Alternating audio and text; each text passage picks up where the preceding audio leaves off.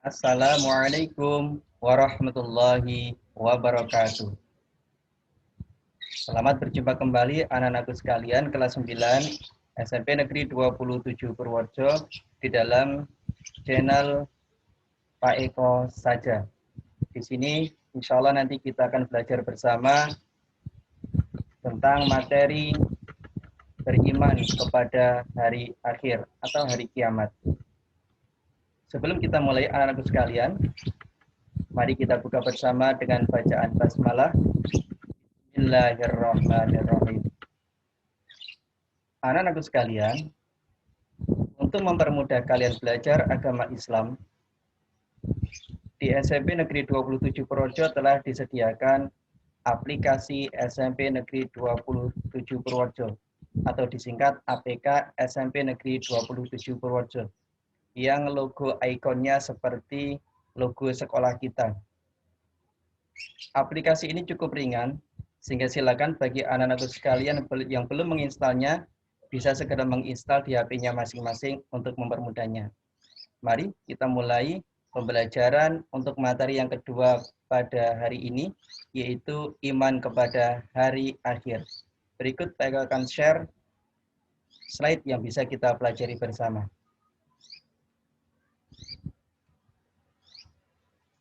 Ya, mudah-mudahan sudah tampak di HP atau layar monitor kalian, anak-anak sekalian.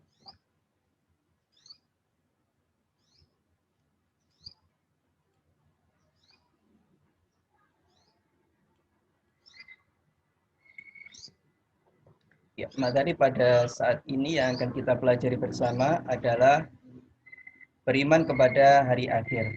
Ini logo SMP kita, anak-anakku sekalian, sehingga barang siapa yang di HP-nya belum ada APK SMP 27 Purworejo yang bentuknya seperti logo ini, silakan untuk segera menginstalnya, hubungi wali kelas atau Pak Iko. Insya Allah nanti kita akan belajar tentang pengertian hari akhir, dalil dasar hukum hari akhir, macam-macam, serta tanda-tanda peristiwanya, serta hikmah atau manfaatnya kalau kita beriman kepada hari akhir. Sebelum kita mulai, anak-anakku sekalian, Pak Eko ingin menguji kefokusan kalian, konsentrasi kalian di dalam belajar pada hari ini. Di HP kalian atau layar monitor kalian telah tampak ada bangunan tertentu yang berisi bentuk kotak serta bulat. Yang Pak Eko minta coba temukan bintik hitamnya. Coba temukan bintik hitamnya. Ada di sebelah mana anak-anak? Coba pandang dengan konsentrasi. Pojok kanan atas? Bukan. Pojok kiri atas? Bukan. Tengah? Ternyata bukan juga. Ya, benar. Yang benar adalah semua bintiknya tidak ada yang berwarna hitam. Semua bintiknya berwarna putih. Adapun ketika seolah-olah tampak oleh mata kalian berwarna hitam, berkelip-kelip, itu adalah kamuflase dari bangun-bangun kotak hitam yang ada di sekitarnya. Dan mata kita telah ditipu olehnya. Terima kasih anakku sekalian. Kita lanjutkan. Ya, pengetahuan diawali dari rasa ingin tahu. Anak-anakku sekalian pasti sudah mengenal kalimat tanya atau kata tanya dalam bahasa Inggris dari what, kemudian when, where, who, dan sebagainya. Saya akan mempersingkatnya menjadi 5 saja.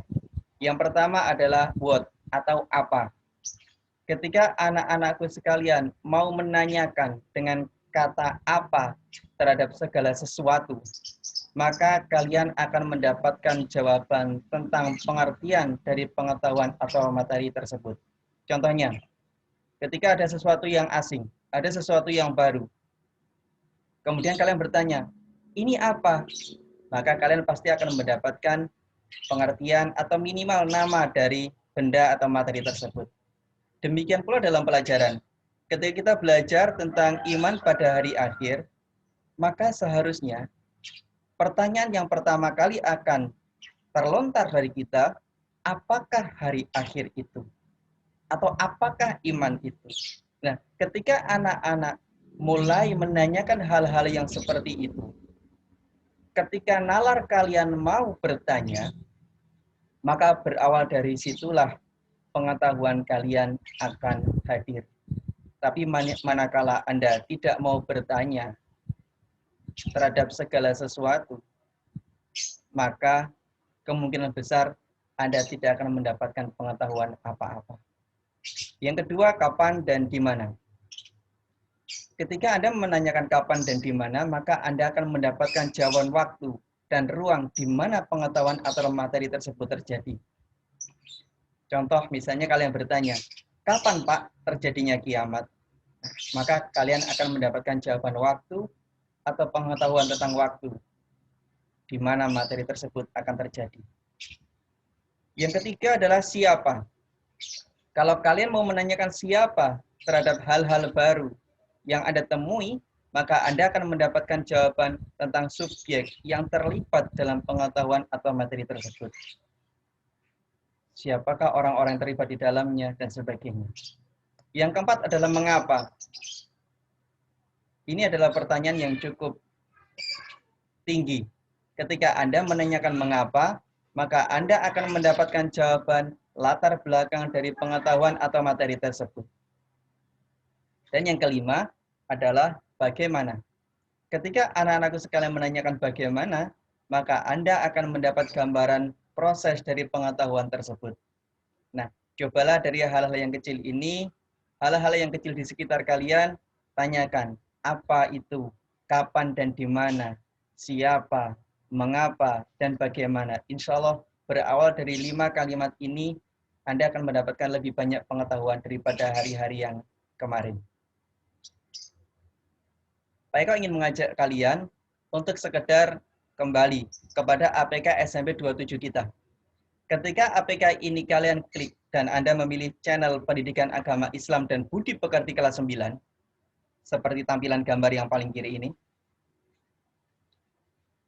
Kemudian Anda geser tabnya ke bawah, atau Anda klik main menu yang ada di kiri atas ini, maka Anda akan mendapatkan banyak sekali menu-menu yang ada di dalam channel ini. Contoh, materi tema 1, tema 2, tema 3, dan sebagainya. Tapi Pak Eko ingin Anda untuk klik pada menu lihat nilai Anda. Ketika menu lihat nilai Anda di sini Anda klik, maka akan tampil daftar nilai real time atau yang terbaharui sepanjang waktu ketika kalian mengerjakannya. Anda bisa memilih di sini sheet kelas 8, D, 8E, 8F, 9A sampai dengan 9F. Sesuai dengan kelas Anda masing-masing. Anda hanya bisa melihatnya tanpa bisa merubahnya. Kemudian Anda lihat, ketika nama Anda, kolom nilainya berwarna merah, adakah rasa ingin tahu dari 5 kalimat tanya tadi terlontar dari Anda? Mengapa nilai saya merah? Mengapa nilai teman saya tidak merah? Pernahkah kalian bertanya? Atau kalian hanya biasa-biasa saja? Pernahkah kalian bertanya, kenapa teman saya bernilai 100? Kenapa saya belum?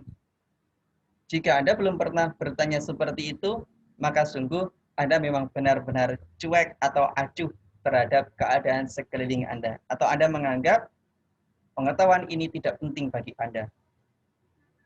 Atau pernahkah Anda bertanya kepada guru melalui jaringan pribadi atau WA pribadi, Pak, kenapa kolom saya seperti ini? Atau mungkin Anda sesungguhnya merasa, oh iya, saya memang belum melakukan hal itu. Saya belum melakukan penilaian itu. Tapi kenapa Anda diam saja? Itu menunjukkan Anda sangat cuek. Maka pengetahuan akan sangat mustahil bisa masuk ke dalam diri kalian, anak-anak. Bismillahirrahmanirrahim. Kita masuk pada materi yang kedua, iman kepada hari akhir. Berikut Pak Eko sampaikan rantai penyederhanaan materi. Materi ini akan Pak Eko sederhanakan hanya menjadi 5 bagian saja. Yang pertama pengertian, yang kedua dalil Quran dan hadis, yang ketiga kiamat sugro, yang keempat kiamat kubro, dan yang kelima adalah manfaat atau hikmahnya. Pengertian kiamat, pengertian hari akhir, pengertian iman kepada hari akhir, ini berbeda. Karena iman kepada hari akhir terdiri dari dua rangkaian kata, iman dan hari akhir. Iman artinya percaya, sedangkan hari akhir adalah hari hancurnya atau berakhirnya kehidupan alam semesta ini. Sehingga pengertian iman kepada hari akhir adalah meyakini bahwa kehidupan dan alam semesta ini suatu saat akan berakhir, musnah, hancur. Dalilnya bisa kalian lihat di buku siswa atau modul LKS yang sudah kalian terima. Quran Surah Al-Anbiya ayat 35, bahwa setiap yang bernafas pasti akan mati. A'udzubillahi minasyaitonirrajim. Bismillahirrahmanirrahim. Kullu nafsin dha'iqatul maut. Sedangkan dalil hujjah akan datangnya kiamat adalah Quran Surah Al-Hajj ayat 7. Nanti akan kita baca bersama-sama. Ada lagi surah Al-Qari'ah, surah Az-Zalzalah, surah Al-Insyiqaq, serta hadis-hadis terkait. Nanti kalian bisa baca sendiri lebih lanjut dari buku siswa. Kiamat ada dua macam, anak-anak sekalian, kiamat sugro dan kiamat kubro.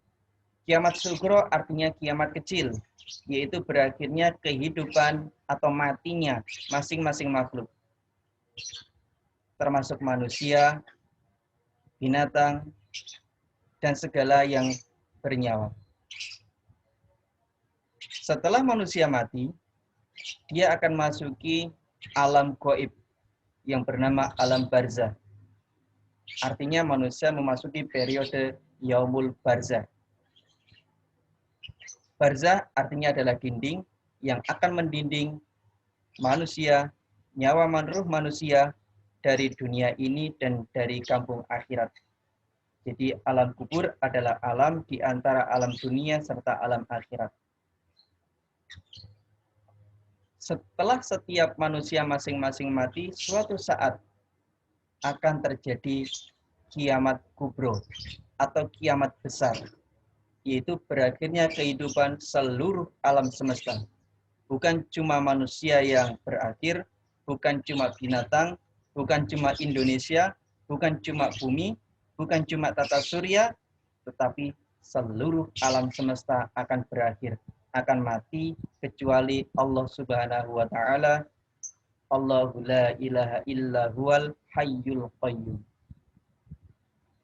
Tahapannya, setelah manusia semua memasuki alam kubur, suatu saat akan terjadi yaumul qiyamah atau hancurnya alam semesta, berakhirnya alam semesta. Setelah semuanya hancur, tidak ada apa-apa lagi, ditandai dengan tiupan malaikat Israfil. Kemudian selanjutnya adalah yaumul ba'ats atau hari kebangkitan. Setelah manusia dibangkitkan, dia akan menuju ke padang mahsyar untuk dikumpulkan. Maka periode selanjutnya adalah yaumul hasyar. Setelah dikumpulkan, dia akan dihisab dan dimizan, akan dihitung dan ditimbang amal perbuatannya. Untuk selanjutnya, manusia akan masuki pos yang selanjutnya, yaitu yaumul jaza, hari pembalasan. Yang baik akan mendapatkan balasan baik, yang buruk akan mendapatkan balasan buruk. Tujuan kita mempelajari iman kepada hari akhir ini agar kita menyadari bahwa segala sesuatu pasti rusak, pasti ada akhirnya. Sehingga dengan demikian kita tidak terlalu putus asa, tidak terlalu gelo, tidak terlalu menyesal atau menyalahkan keadaan terhadap berakhirnya segala sesuatu. Entah itu HP yang rusak, entah itu tanaman yang mati, entah itu binatang yang mati, atau entah keluarga kita yang meninggal. Kita akan tersadar bahwa memang sesungguhnya kiamat akhir dari segala sesuatu itu pasti terjadi. Selanjutnya, kita akan menjadi paham, tersadar untuk mempersiapkan amal baik guna kepentingan kepulangan kita di kampung akhirat. Karena ternyata dunia ini bukanlah akhir dari segalanya. Masih ada alam barzah, dan masih ada alam-alam selanjutnya lagi. Serta kita menjadi tersadar bahwa mulai detik ini kita seharusnya bisa mengurangi perilaku-perilaku buruk. Karena ternyata kalaupun kebaikan itu akan dibalas, keburukan pun pasti akan dibalas juga. Anak-anakku sekalian, mari kita amati gambar-gambar di bawah ini setelah kalian mendengar tadi penjelasan tentang penyederhanaan materi kiamat. Termasuk kategori kiamat apakah yang ada di layar Anda. Gambar apa anak-anakku sekalian yang paling kiri? Betul, yaitu jamaah yang sedang mensolatkan suatu jenazah. Kemudian yang tengah adalah pohon-pohon yang bertumbangan, serta yang paling kanan di sini adalah bumi planet yang hancur, atau yang kemarin sempat viral matahari terbit dari utara. Tetapi yang Pak Eko maksudkan di sini kelak adalah matahari terbit dari barat. Kalau meninggalnya manusia, matinya manusia, masing-masing makhluk, ini masih ada yang hidup, tetapi sudah ada yang mati juga. Karena masing-masing belum keseluruhan, maka gambar ini, peristiwa ini termasuk dalam kategori kiamat sugro. Sedangkan yang tengah, tumbangnya pohon, bencana alam dan sebagainya, ini juga termasuk kategori kiamat sugro atau kiamat kecil, sama dengan kematian masing-masing makhluk tadi. Sedangkan yang paling kanan, hancurnya alam semesta, inilah yang disebut sebagai kiamat kubro atau berakhirnya kehidupan seluruh alam semesta. Mari kita baca dalil dari kiamat ini, anakku sekalian. Yang pertama surah Al-Anbiya ayat 35. Mari ditirukan. A'udzu billahi minasyaitonir rajim. Bismillahirrahmanirrahim. Kullu nafsin dha'iqatul maut. Artinya, tiap-tiap yang berjiwa akan merasakan mati. Kemudian, suatu saat akan terjadi kiamat kubro atau kiamat besar. Wa anna as-sa'ata atiyatun la raiba fiha. Wa anna as-sa'ata atiyatun la raiba fiha. Dan sungguh hari kiamat itu pasti datang, anakku sekalian. Tidak dipungkiri pasti datang dan tidak ada keraguan padanya. Lalu Pak, kapan terjadinya kiamat kubro itu? Allah menjawabnya dalam surah Al-A'raf ayat 187. Yas'alunaka anis sa'ati ayyana mursaha.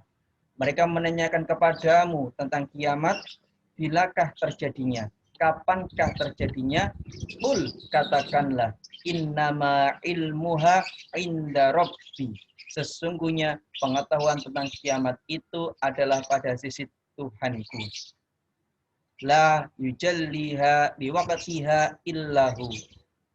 Tidak seorang pun yang dapat menjelaskan waktu kedatangannya selain Dia, Allah Subhanahu wa taala. Jadi kiamat kubro pasti datang, anak-anakku sekalian, tapi hanya Allah yang tahu dengan tepat waktunya. Tetapi nanti anak-anakku sekalian akan mendapatkan pengayaan tentang tanda-tandanya, insya Allah. Baik, kau ulang kembali tahapan-tahapan hari akhir. Mudah-mudahan kalian masih ingat. Yang pertama, yaumul barzah. Setelah manusia mati, maka dia akan masuk ke alam kubur. Alam kubur bukan kuburan anak-anak, tetapi alam gaib setelah manusia mati. Kemudian, suatu saat akan terjadi yaumul kiamah atau kiamat, yaitu hari hancurnya alam semesta. Musnahnya seluruh kehidupan makhluk, gunung-gunung berhamburan, manusia bagai anai-anai, langit terbelah, bumi meledak, seluruh alam semesta berakhir. Ditandai dengan tiupan pertama sangkakala malaikat Israfil. Setelah semua hancur, tidak ada apapun, lalu kemudian Allah memerintahkan kepada malaikat Israfil untuk meniup kembali sangkakala yang kedua. Dengan tiupan kedua sangkakala, maka manusia akan dibangkitkan kembali dari alam kubur. Manusia akan hidup kembali untuk dikumpulkan di padang mahsyar. Setelah sampai di padang mahsyar, manusia akan dikumpulkan untuk menerima catatan amalnya selama di dunia. Ada yang mendapatkan catatan amal dari arah kanan, ada yang mendapatkan catatan amal dari arah kiri, atau bahkan dari belakangnya. Adapun orang-orang yang mendapatkan catatan amal dari kanannya, sesungguhnya dia orang yang beruntung. Sedangkan orang yang mendapat catatan amal dari kirinya, dia orang yang merugi. Adapun orang yang mendapatkan catatan dari belakangnya, sungguh dia orang yang celaka. Setelah menunggu pengadilan Allah di Yaumul Mahsyar atau Yaumul Hasyr, di sana manusia akan dihisap, akan dihitung dan ditanya amal perbuatannya. Dimulai dengan ditanya sholatnya.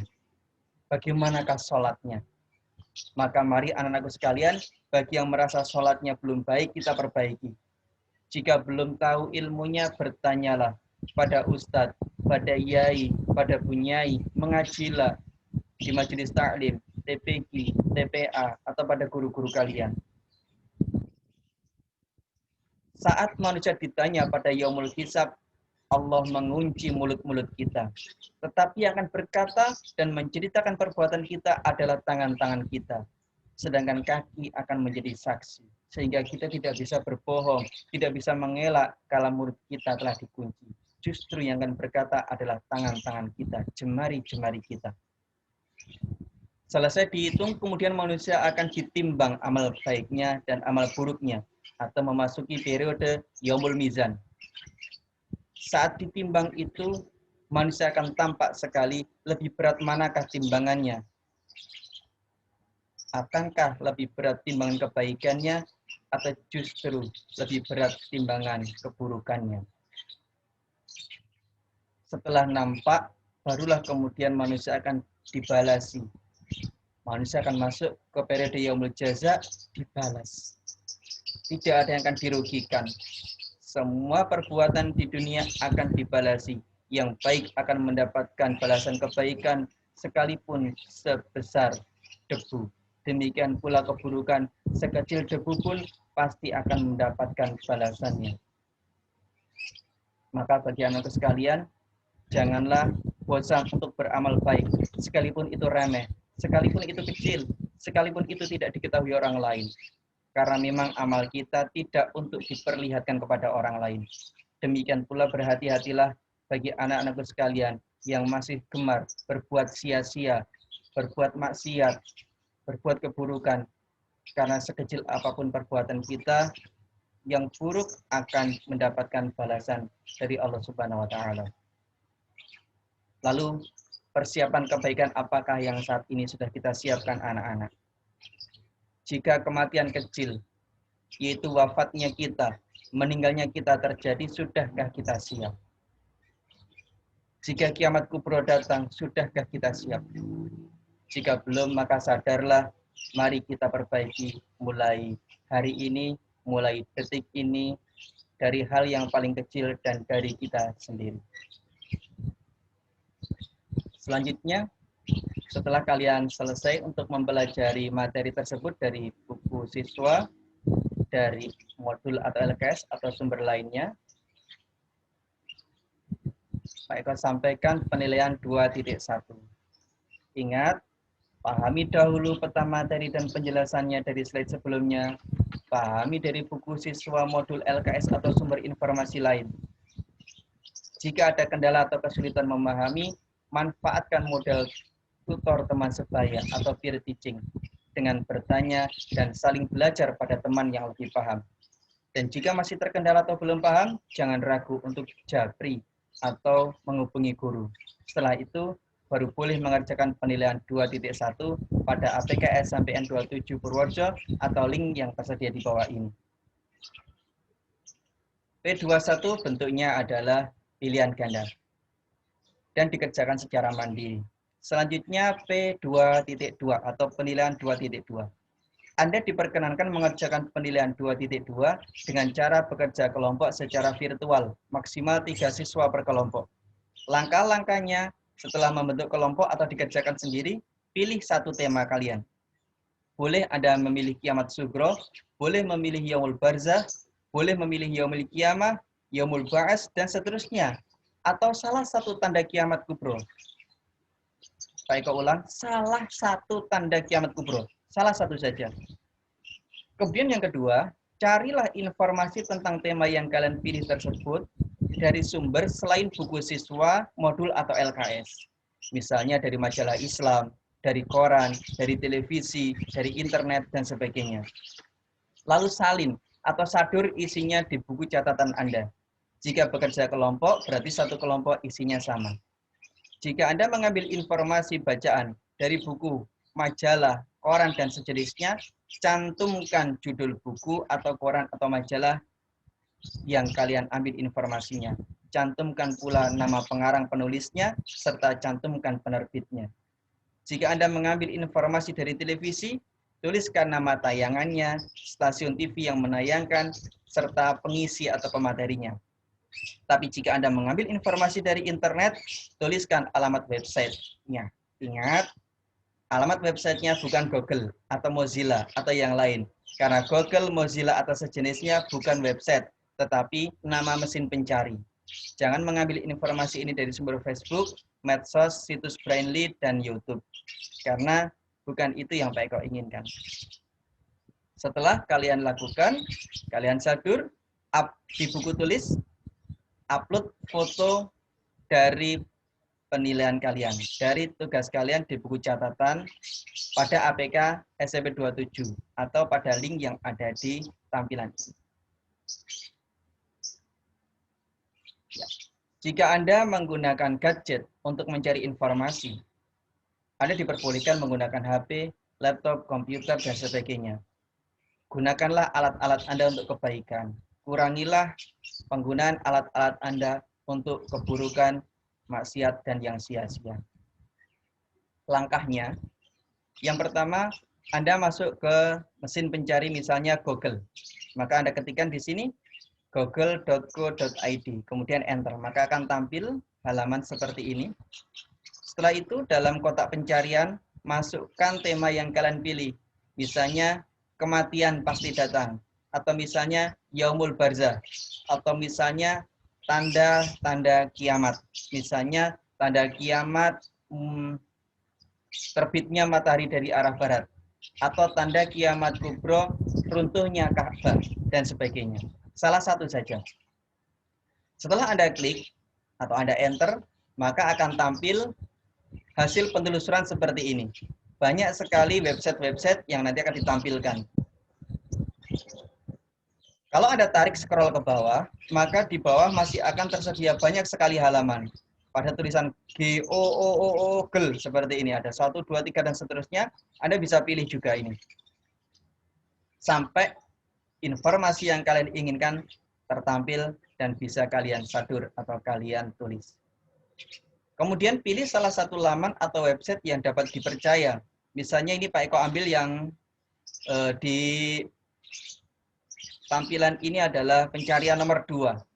Misalnya republika.co.id/berita dan seterusnya. Maka kemudian akan keluar lamannya yang tadi kita cari seperti ini.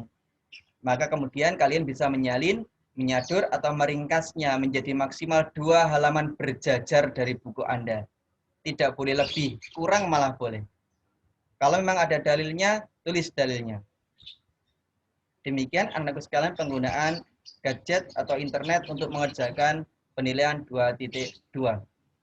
Adapun tanda-tanda kiamat terbagi menjadi 2, yaitu tanda-tanda yang telah muncul dan telah berlalu, yaitu wafatnya Nabi Muhammad SAW. Karena Nabi Muhammad SAW adalah Nabi dan Rasul penutup, yang tidak ada lagi Nabi dan Rasul setelah beliau. Maka setelah Nabi Muhammad SAW, pasti periodenya adalah kiamat. Yang kedua adalah penaklukan Baitul Maqdis. Sudah terjadi. Kemudian penyakit taun, penyakit menular seperti kolera terjadi di mana-mana. Ini juga sudah terjadi. Munculnya nabi-nabi palsu. Nah, ini juga bisa kalian masukkan di dalam kolom pencarian Google tadi. Tanda kiamat, munculnya nabi-nabi palsu. Pasti akan keluar banyak sekali pilihan website yang bisa kalian sadur nantinya. Dan seterusnya. Lanjut.